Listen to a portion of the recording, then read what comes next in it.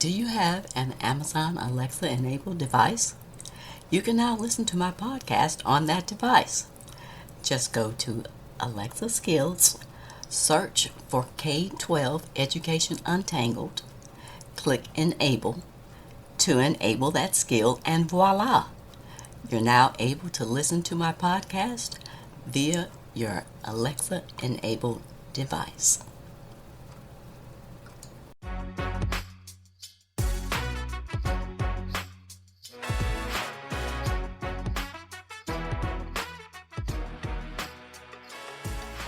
Welcome to another episode of K-12 Education Untangled.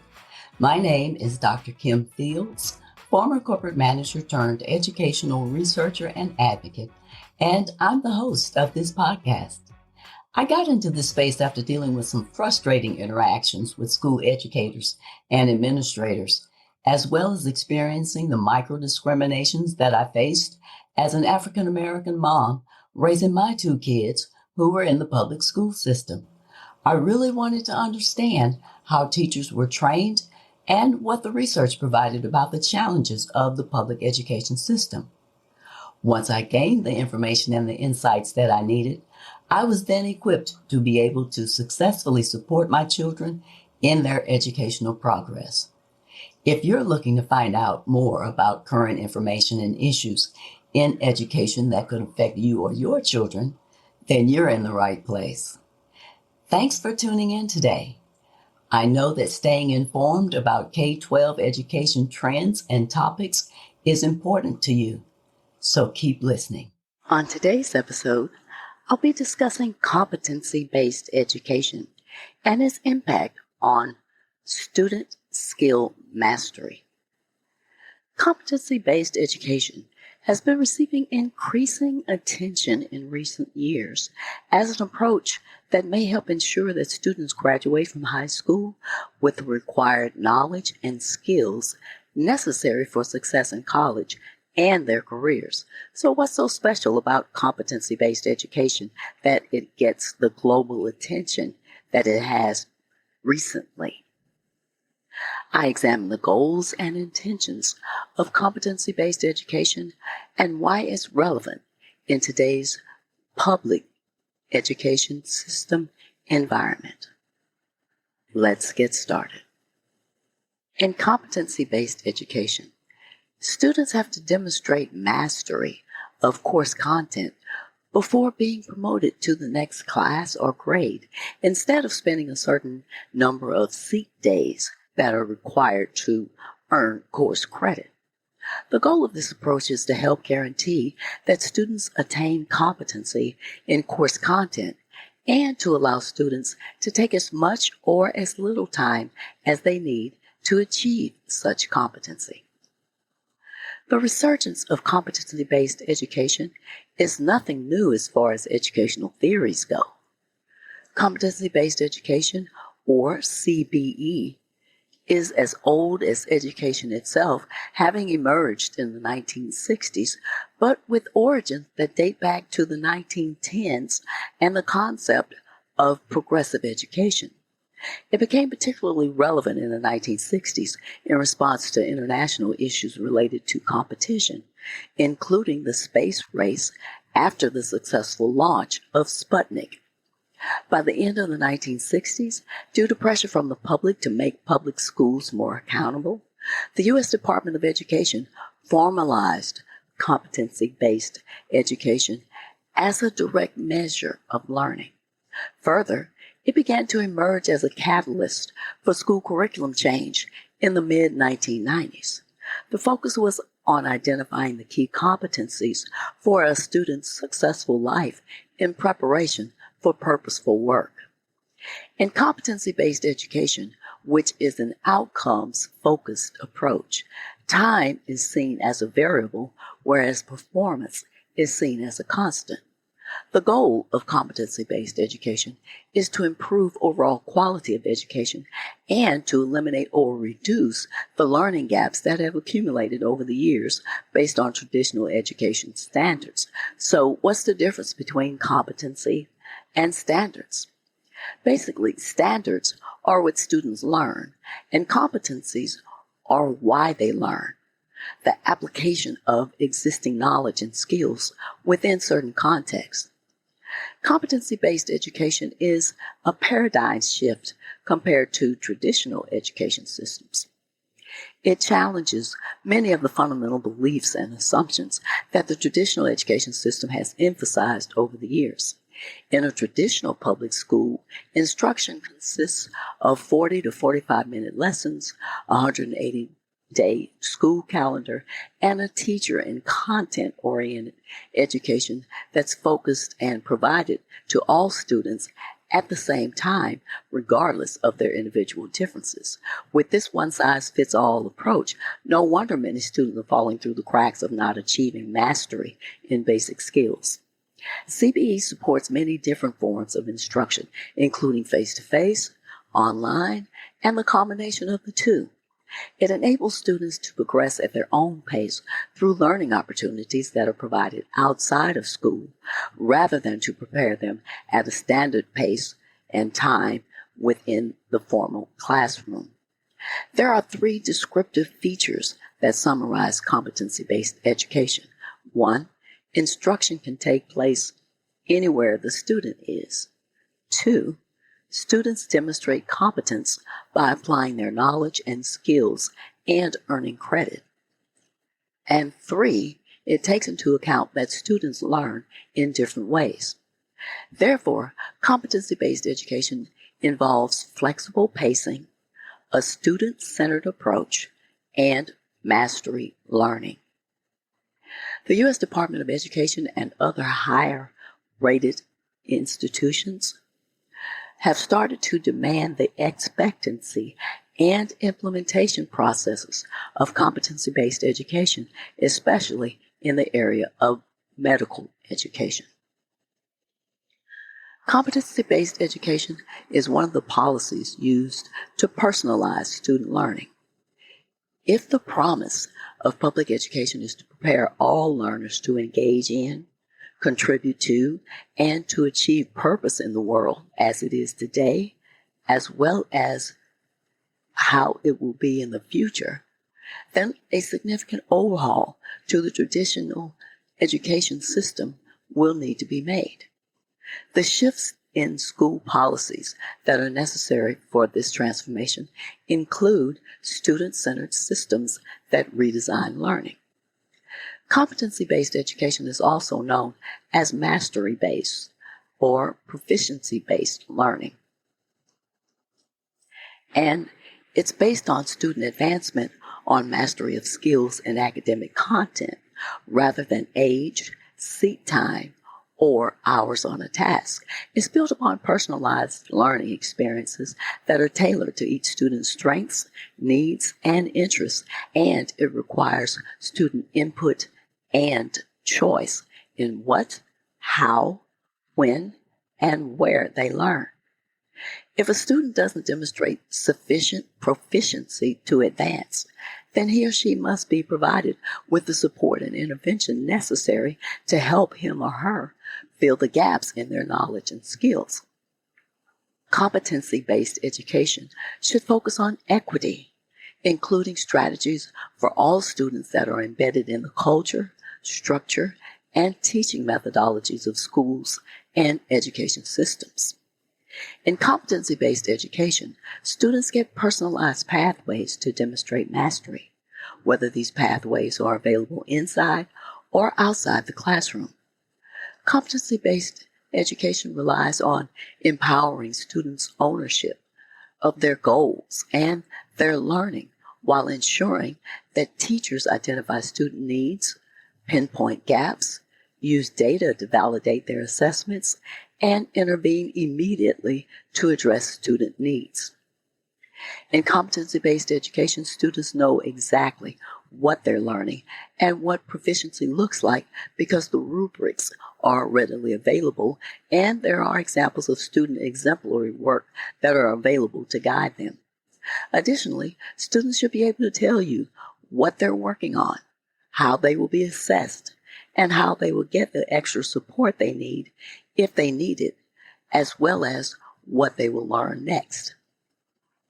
A key thing to know about competency-based education is that failure is not an option in these systems because students understand the learning targets they will need for the next level of study, and they are provided with frequent feedback and instructional support until they can demonstrate skills and knowledge required for each skill level.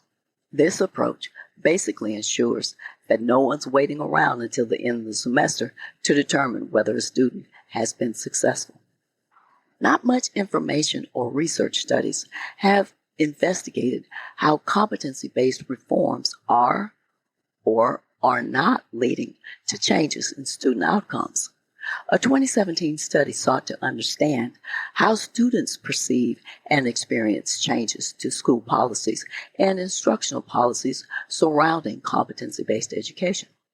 The study reported on student exposure to elements typically described as essential to competency-based education. These elements include mastery-based progression, personalization, taxable assessment, and the development of specific skills and dispositions. Competency-based policies range from those that simply allow flexibility in awarding credit to policies that completely transform the educational system from a time-based system to a learning-based system. States also vary in how they implement competency-based grading policies and graduation requirements. In some states, school districts are required to make competency-based credits available, yet in other places, districts are allowed to decide whether these will be offered. Additionally, some states specify how students will demonstrate competency using scores on statewide or national tests, portfolios, etc., while other states leave it up to the discretion of the district to determine how competencies are measured. Further, certain states allow credits to be awarded for demonstration of competency in any course, while other states only offer this demonstration in certain subjects. The results of this 2017 study indicated that student exposure to competency-based education may be useful feedback for schools who seek to understand and refine instruction. When the students in this study reported low exposure to particular dimensions of instructional practice associated with competency-based education, this could be useful feedback for teachers and schools as they work toward more consistent implementation of CBE practices. Student voices can provide guidance about where state and district policy changes need to be made. Although policy changes may be necessary, they alone are almost certainly insufficient to achieve successful implementation of competency-based education. There needs to be a sense of ownership for the proposed implementation from students, school administrators, district staff, and parents in order for the implementation goals to be met.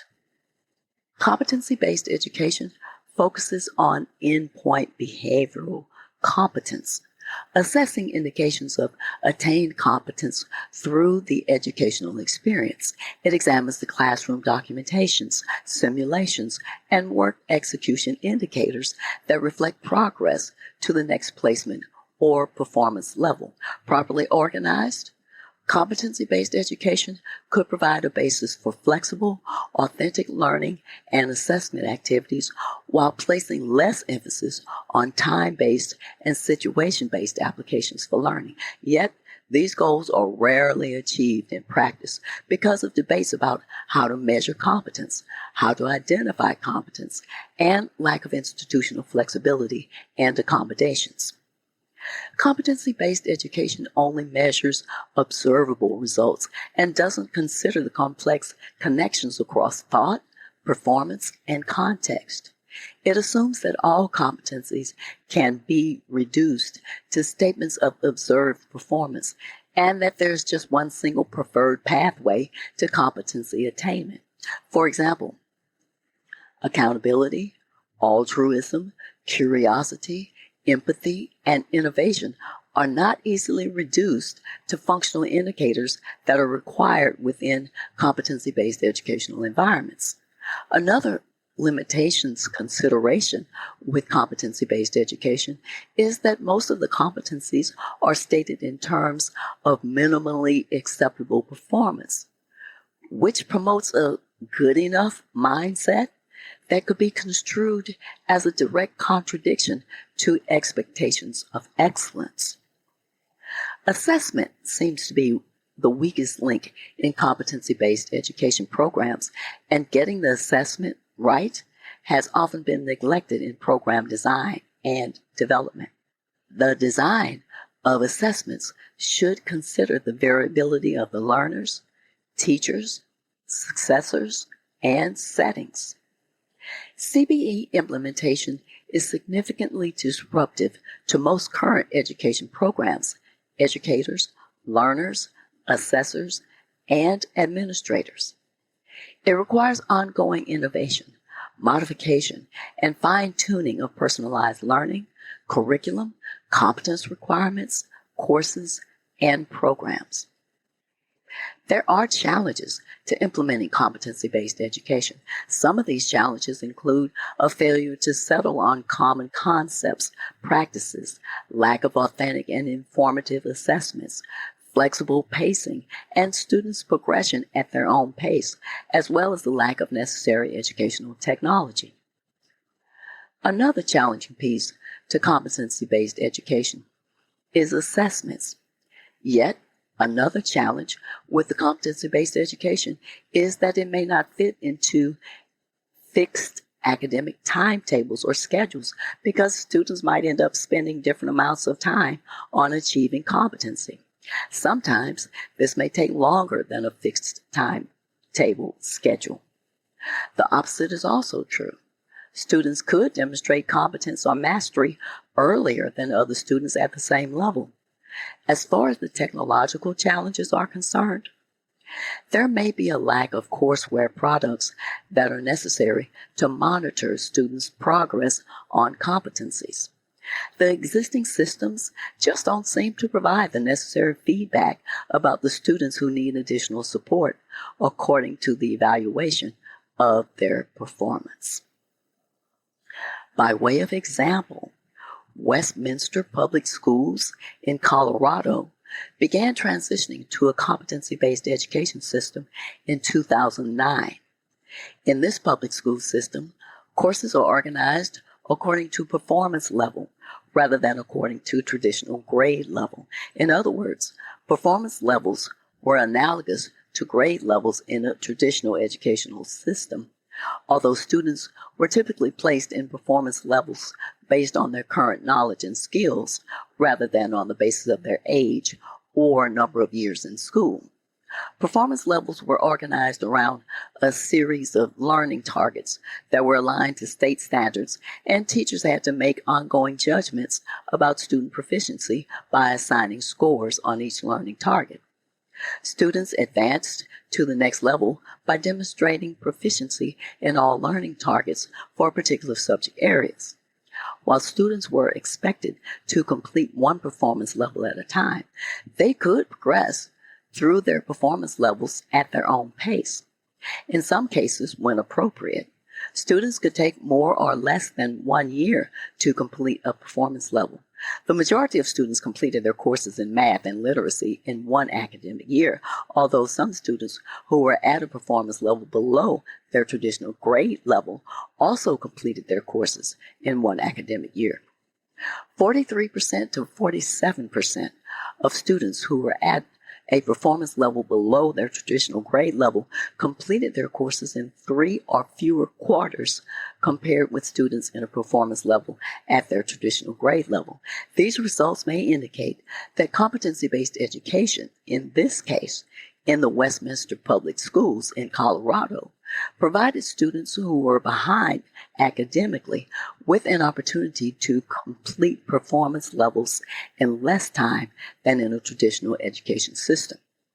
The one weakness with these results is that teachers' judgments of student competency when compared to standardized testing measures may not have been good predictors of academic performance. Information skills seem to be a contributor in competency-based education. Information skills are important attributes for critical thinking, problem solving, and scientific literacy. They are a rational structure for identifying, finding, understanding, evaluating, and using information. Information skills comprise retrieving information efficiently and completely, as well as competently assessing critically information and information sources, integrating information with prior knowledge, using information to efficiently complete a specific task, and understanding the ethical issues of the use of information as well as the use of information media. Given that competency-based education is personalized and the learner progresses as he or she masters certain skills, information skills allow learners to use knowledge and skills garnered outside the formal classroom setting. Learning information skills can be helpful to attain competency standards more easily. Developing competencies and/or minimal skill mastery are important outcomes of competency-based education. Competencies prepare students to be lifelong learners. They are the specific knowledge, skills, and the application of these to the standard of performance that's expected in the workplace. Competencies that have been identified in the curriculum include communication and collaboration, critical thinking and creativity, problem solving, self-efficacy, digital learning, and learning how to learn. Competencies are a complex combination of skills, knowledge, understanding, values, attributes, and the desires that lead to particular experiences within certain domains as well as in the world. They include personality traits and the ability to perform activities based on acquired knowledge. These are some action steps that you can take regarding this topic. The main action that you can take regarding this topic is to be aware that competency-based education is an approach or policy that provides personalized learning for your children so that they meet minimum requirements and skills necessary to graduate from high school. It's important. In fact, it's imperative that you are aware of this approach, stay engaged in your child's classroom as well as the school so that you can speak knowledgeably about competency-based education if it is to be implemented in your school by teachers and school leaders. Parent advocacy is a must.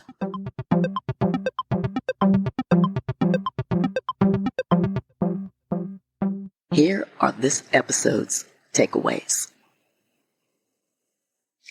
According to a 2021 research study, competence-based education is, quote, the process in which learners progress according to their competencies certified by formative process evaluation rather than the time they spend at school. They are supported in every stage of their education from mastery learning and may gain the knowledge, skills, and attitudes necessary for them to become lifelong learners, end quote. Competency-based education should emphasize 1. Student learning versus elapsed time. 2. The power of technology for teaching and learning. And 3. Defining the competencies and developing valid, reliable assessments. Competency-based education is intended to help students solve new problems in unfamiliar situations. Competency-based education only measures observable results and doesn't consider the complex connections across thought, performance, and context. It assumes that all competencies can be reduced to statements of observed performance and that there's just one single preferred pathway to competency attainment. In competency-based education, students know exactly what they are learning. and what proficiency looks like because the rubrics are readily available and there are examples of student exemplary work that are available to guide them. Additionally, students should be able to tell you what they're working on, how they will be assessed, and how they will get the extra support they need if they need it, as well as what they will learn next. In CBE, students get personalized pathways to demonstrate mastery, whether these pathways are available inside or outside the classroom. Competency-based education relies on empowering students' ownership of their goals and their learning. In competency-based education, students understand the learning targets they will need for the next level of study, and they are provided with frequent feedback and instructional support until they can demonstrate skills and knowledge required for each skill level. This approach basically ensures that no one's waiting around until the end of the semester to determine whether a student has been successful. If this is the type of subject matter and discussion that resonates with you, please follow my podcast on whatever service you're listening to this. Also, I'd love to hear from you, so please leave me a rating or a review on Apple or Podchaser. If you like this podcast, the best way to support me and help me grow it is by leaving a review. This helps my rankings and entices other people to listen to the show.